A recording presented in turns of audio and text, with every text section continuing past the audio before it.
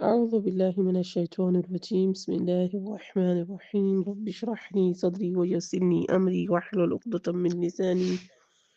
يفقهوا قولي اللهم صل على محمد وآل محمد باب دوم حضرت آدم علیہ السلام و امام جناب حوا علیہ السلام کو فضیلت ان کو کیا فضیلت حاصل تھی اور ان کو اللہ سبحانہ و تعالی نے آدم اور حوا کا نام ہی کیوں دیا اور ان کی خلقت کس طرح سے ہوئی۔ امام محمد باقر و امام جعفر صادق علیہ السلام سے منقول ہے کہ آدم علیہ السلام کا نام آدم اس لیے ہوا کہ وہ عدیم ارض یعنی روئے زمین سے خلق ہوئے، اور جناب حوا کو حوا اس لیے کہا گیا کیونکہ وہ ذی روح سے جو کہ آدم علیہ السلام ہے سے پیدا ہوئی، اور بعض نے کہا عدیم ارض زمین چہارم سے وہ پیدا ہوئی۔ دوسری روایت ملتی ہے کہ جس میں مقول ہے کہ عبداللہ بن سلام نے رسول خدا صلی اللہ علیہ وآلہ وسلم سے پوچھا، یا رسول اللہ کیوں آدم علیہ السلام کا نام آدم ہوا؟ فرمایا اس لیے کہ روئے زمین کی خاک سے پیدا ہوئے۔ پوچھا کہ آدم علیہ السلام ہر ایک مقام کی خاک سے خلق کیے گئے یا صرف ایک ہی جگہ کی خاک سے؟ فرمایا اگر ایک جگہ کی خاک سے پیدا ہوتے تو لوگ ایک دوسرے کو نہ پہچانتے، سب کے سب ایک شکل و صورت کے ہوتے۔ پوچھا کہ ان کا دنیا میں کون مثل و مانند ہے؟ فرمایا خاک ان کی مثل ہے، کیونکہ خاک میں سفید و سرخ و سبز و گلابی و نیلا رنگ ہوتا ہے، اس میں شیرین و شور، ہموار و نہ ہموار، سخت و نرم زمین ہوتی ہے۔ اسی سبب سے لوگوں میں نرم و سخت، سرخ و سیاہ، زرد و گلابی خاک کے رنگوں پر ہوتے ہیں۔ پوچھا کہ حوا آدم علیہ السلام سے پیدا ہوئی یا حوا سے آدم؟ فرمایا بلکہ حوا کو آدم سے خلق کیا ہے۔ اگر حوا سے آدم خلق ہوئے ہوتے تو طلاق دینا عورتوں کے اختیار میں ہوتا۔ پوچھا کہ حوا آدم کے کل جسم سے پیدا ہوئی یا بعض سے؟ فرمایا بعض حصے جسم سے۔ اگر کل جسم سے خلق ہوتی تو قصاص میں مردوں اور عورتوں کا حکم یکساں ہوتا۔ پوچھا کہ آدم علیہ السلام کے ظاہر حصہ جسم سے ہوئی یا باطن سے؟ فرمایا باطن سے، یعنی چھپے ہوئے حصے سے۔ اگر ظاہر جسم سے پیدا ہوتی تو بے شک بے پردہ گھومتی جیسے مرد پھرا کرتے ہیں، اور لہٰذا مردوں پر لازم ہے کہ اپنی عورتوں کو پردے میں رکھیں۔ پوچھا کہ آدم علیہ السلام کی داہنی جانب سے پیدا ہوئی یا بائیں جانب سے؟ فرمایا بائیں جانب سے۔ اگر داہنی جانب سے پیدا ہوتی تو مرد زن میراث میں برابر ہوتے، چونکہ بائیں جانب سے پیدا ہوئی ہیں اس لیے میراث میں عورتوں کا ایک حصہ اور مردوں کا دو حصہ ہوتا ہے۔ دو عورتوں کی شہادت ایک مرد کے برابر ہے۔ پوچھا ان کے کس حصے جسم سے پیدا ہوئی؟ فرمایا اس مٹی سے جو کہ ان کے دائیں پہلو چپ سے باقی بچی تھی، چپ سے، ٹھیک ہے، دائیں پہلو یہ چپ سے باقی بچی تھی۔ بسند معتبر، یعنی یہ پوری ایک روایت ہے کہ جس میں امام رسول اللہ صلی اللہ علیہ وآلہ وسلم نے تمام ڈیٹیل سے بتایا کہ کس طرح سے آدم علیہ السلام و جناب حوا علیہ السلام کی خلقت ہوئی، کس طرح سے ان کو اللہ سبحانہ و تعالی نے خلق کیا،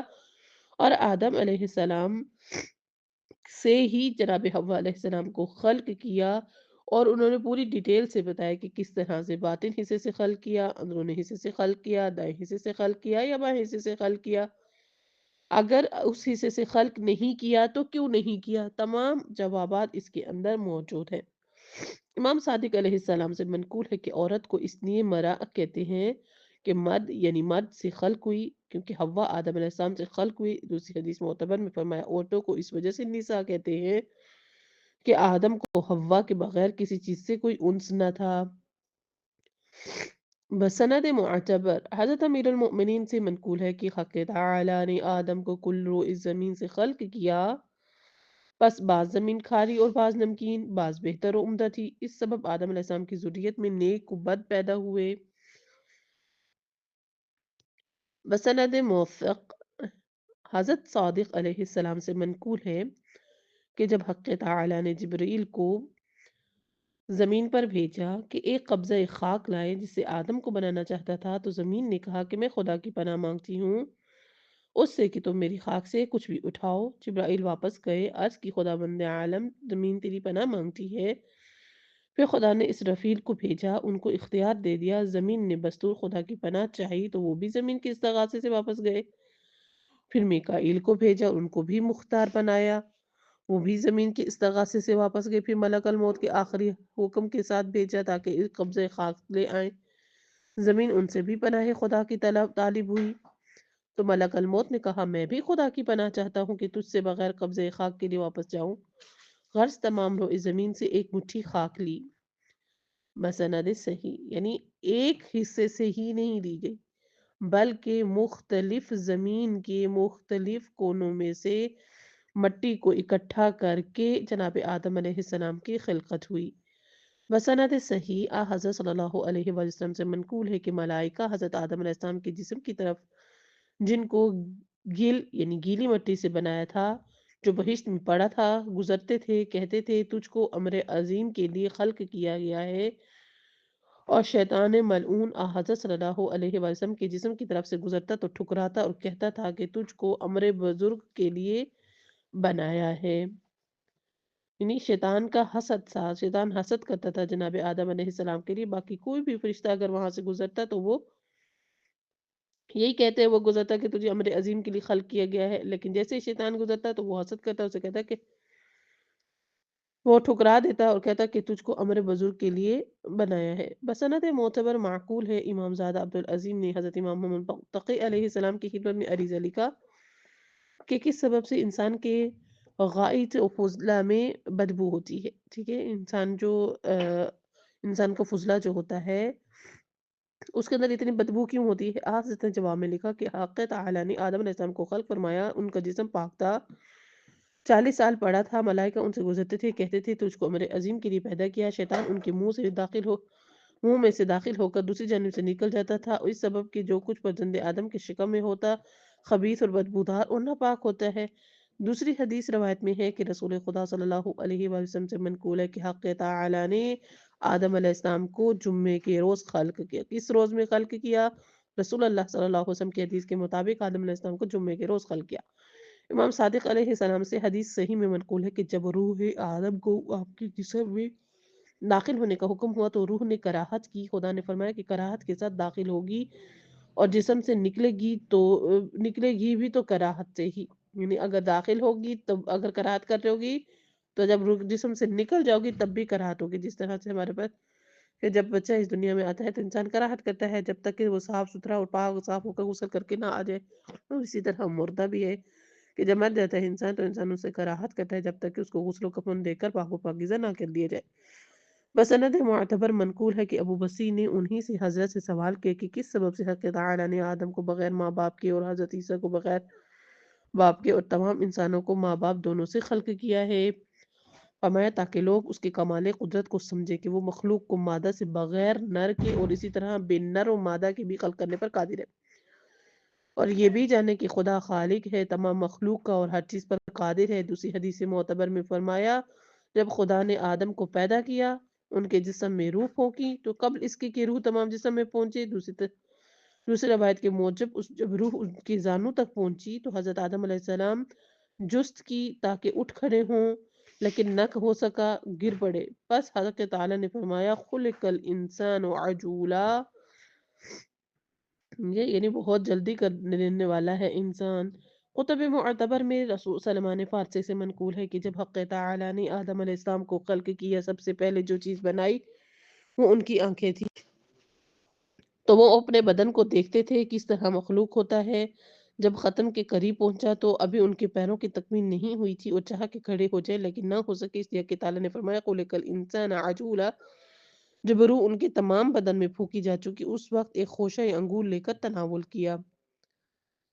امام صادق علیہ السلام سے منقول ہے کہ اصلی باپ تین طرح کے ہیں: آدم جن سے مومن پیدا ہوئے، جان جن سے جنوں کی خلقت ہوتی ہے، شیطان جن سے کافر پیدا ہوتے ہیں۔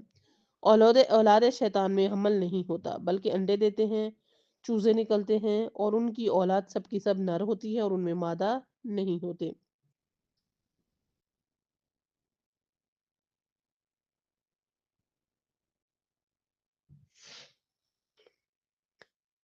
امام محمد باقر علیہ السلام سے منقول ہے کہ حق تعالی نے ارادہ کیا کہ ایک مخلوق اپنے دست قدرت سے پیدا کرے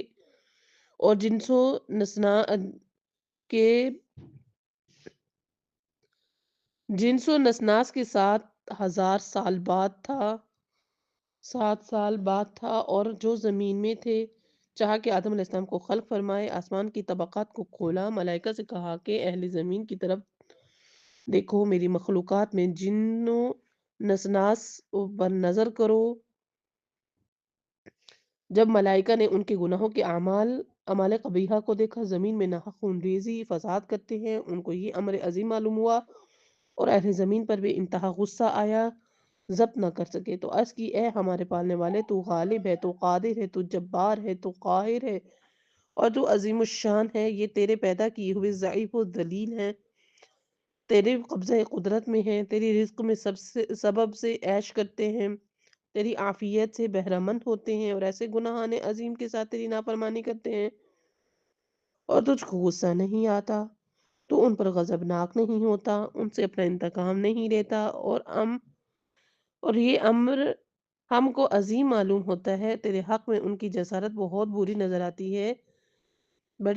ہے۔ جب حق تعالیٰ نے ملائکہ سے یہ باتیں سنی تو فرمایا کہ میں زمین میں اپنے ایک جانشین بنانے والا ہوں جو میری خلق پر میری حجت ہو۔ ملائکہ نے کہا کہ ہم تجھ کو تمام عیبوں سے پاک سمجھتے ہیں، کیا زمین میں ایسے گروہ کو پیدا کرے گا جو فساد و خون ریزی کرے؟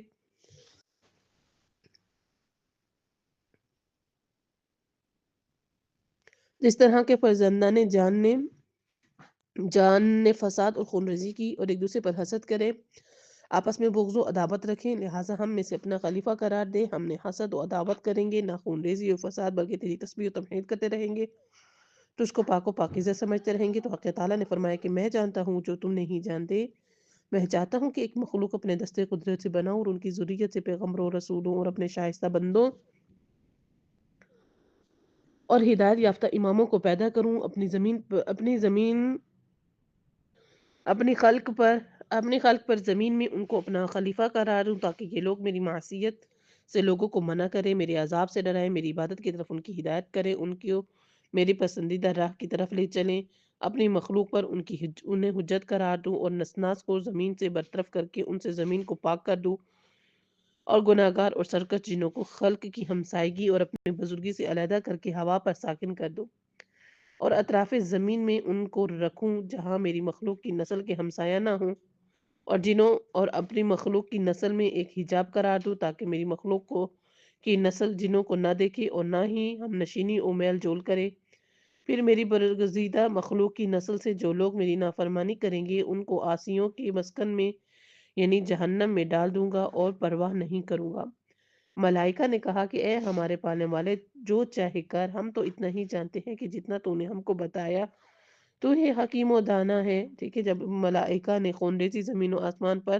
دیکھا کہ اور پھر اس کے بعد خدا متعال سے کہا کہ خدایا، ہم صبح اور شام سے لے کر تیری حمد و تسبیح کرتے ہیں، جبکہ جو جس کو سوچ رہا ہے اپنے زمین پر خلیفہ بنائے وہ تو جا کر زمین میں فساد برپا کرے گا، خون ریزی کرے گا اور ایک دوسرے کا حق غصب کرے گا، تو کیسے اس کو کر سکتا ہے؟ تو پھر خداوند متعال نے کہا کہ جو کچھ میں جانتا ہوں وہ تم نہیں جانتے۔ تو فرشتوں نے کہا اے پروردگار، بے شک تو ہی حکیم و دانا ہے، بے شک تو ہی ہم سے زیادہ جاننے والا ہے۔ حق تعالیٰ نے ان کو اس جرت پر عرش سے 500 سال کی راہ پر دور کر دیا تو ملائکہ عرش کی جانب پناہ لے گئے اور عجز و انکساری انگلیوں سے اشارہ کرتے تھے، تو خداوند عالم نے ان کی تضرع اور زاری مشاہدہ کی اور اپنی رحمت سے ان کے شامل فرمائی اور وہ بیت المعمور سے ان کے لیے وضع کیا، فرمایا کہ ان کے گرد طواف کرو، عرش کو چھوڑ دو کہ یہی میری خوشنودی کا سبب ہے۔ بس ملائکہ نے ان کے گرد طواف کیا۔ بیت المعمور وہ گھر ہے جس میں ہر روز 70,000 ملائکہ داخل ہوتے ہیں اور کبھی واپس نہیں جاتے۔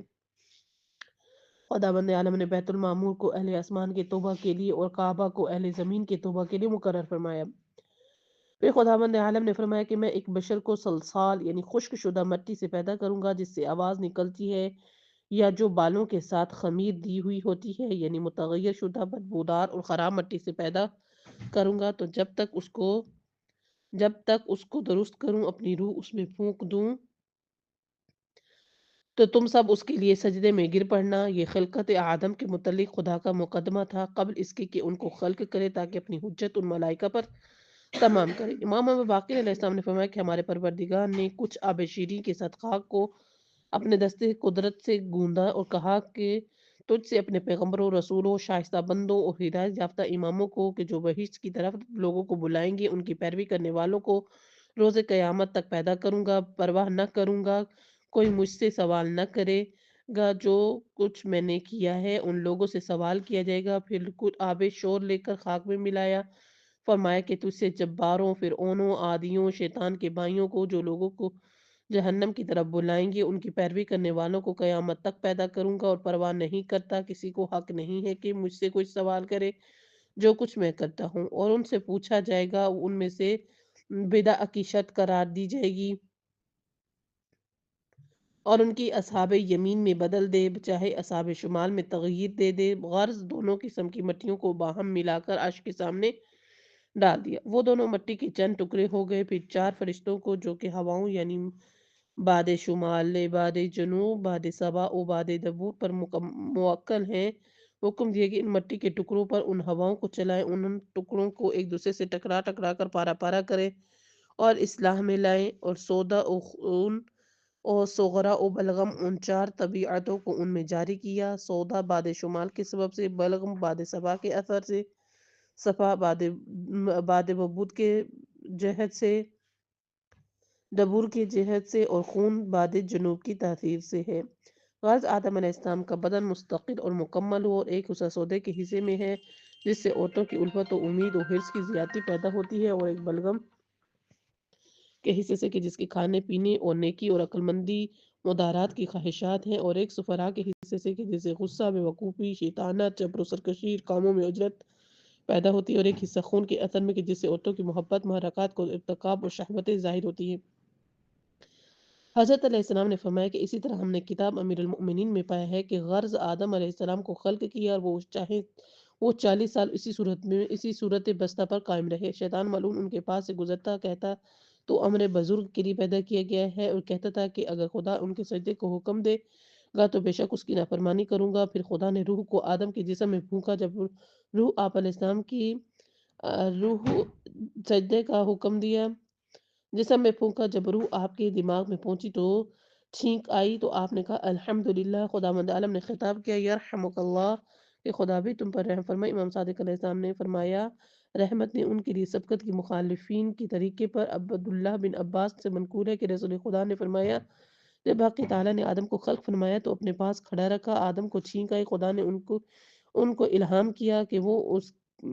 اس کی حمد بجا لائیں۔ خدا نے فرمایا کہ اے آدم تو نے میری حمد کی، اپنے عزت و جلال کی قسم کھاتا ہوں اگر ان دو بندوں کو آخر زمانہ میں پیدا کرنا نہ چاہتا تو تجھ کو خلق نہ کرتا۔ آدم نے کہا پالنے والے ان بندوں کی اسی قدرت و مضرت کا واسطہ ان کا نام بتا دیجیے۔ خطاب ہوا اے آدم عرش پر نظر کرو، جب اس طرف نظر کی تو دیکھا 2 سطروں میں نور سے عرش پر لکھا ہوا تھا لا الہ الا اللہ محمد النبی رحمت وعلی مفتاح الجنہ، یعنی محمد پیغمبر رحمت ہے اور علی کلید بہشت۔ دوسری سطر میں لکھا تھا میں نے اپنی ذات مقدس کی قسم کھائی ہے جو شخص ان سے محبت کرے گا اور دوستی کرے گا اس پر رحم کروں گا، جو شخص ان سے بغض و عداوت رکھے گا ان پر عذاب کروں گا۔ امام صادق علیہ السلام سے منقول ہے کہ فرزند آدم ایک گھر میں جمع ہوئے اور نزاع کی، لوگ کوئی کہتا ہے کہ ہمارے باپ آدم میرے بہترین خالق ہے، بعض لوگ کہتے ہیں کہ ملائکہ مقرب ہیں، بعض کا قول تھا کہ حاملان عرش ہیں۔ اسی استثناء میں ہیبت اللہ داخل ہوئی، ان میں سے بعض لوگوں نے کہا کہ شکل کے حال کرنے والے آ گئے، جب سلام کر کے بیٹھ گئے پوچھا گیا کہ کیا گفتگو کر رہے تھے، ان لوگوں نے بیان کیا کہ ذرا صبر کرو میں ابھی آتا ہوں، بس اپنے پتر بزرگار آدم علیہ السلام کی خدمت میں حاضر ہوئی اور صورت واقعہ بیان کیا۔ آدم علیہ السلام نے کہا اے فرزند میں خدا مند عالمین کے نزدیک کھڑا ہوا تو اپنی ان سطروں کو عرش پر لکھا ہوا دیکھا بسم اللہ الرحمن الرحیم محمد رسول محمد و آل محمد خیر من بر اللہ، یعنی محمد و آل محمد بہترین خلق ہیں۔ امیر المؤمنین سے منقول ہے کہ حضرت حوا آدم علیہ السلام کی چھوٹی پسلی سے پیدا ہوئی جبکہ وہ عالم خام میں تھے، اور اس پسلی کی بجائے گوشت پیدا کر دیا، یعنی اس پسلی کو جیسے اس پسلی میں سے جناب آدم اور جناب حوا کی خلقت ہوئی تو اس پسلی کی جگہ جو خالی بچی تھی وہاں گوشت پیدا ہو گیا۔ بسنت معتبر امام صادق علیہ السلام سے منقول ہے کہ حق تعالی نے آدم علیہ السلام کو آب خاک سے پیدا کیا اور اسی سبب سے ہمت فرزندان آدم تعمیر و تحصیل آب و خاک میں مصروف ہے۔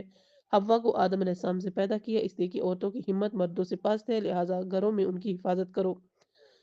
امام صادق علیہ السلام سے منقول ہے کہ حوا کا نام حوا اس لیے رکھا گیا، دیکھیے اب تک ہم پڑھ رہے تھے حضرت آدم علیہ السلام کا نام کیوں رکھا گیا، کس طرح سے رکھا گیا، ان کی خلقت کس طرح سے ہوئی،